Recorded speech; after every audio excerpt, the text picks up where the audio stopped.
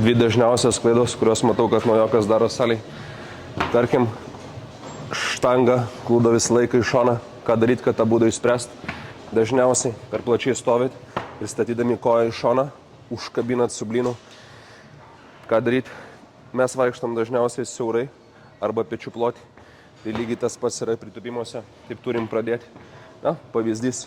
Išinais, nusikeliu kojom, kojos siaurai, 2 žingsniai atgal, 2 į plotį. Esu pasiruošęs tūpti kaip noriu, taip grįžti.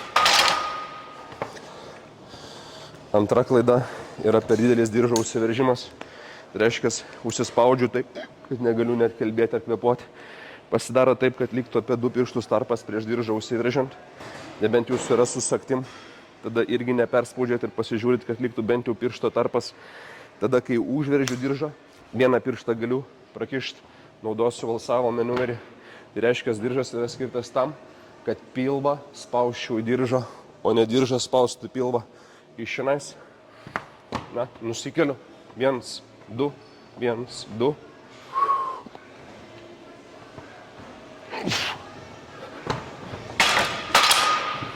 Taip diržas saugo mano nugarą ir galiu žymiai daugiau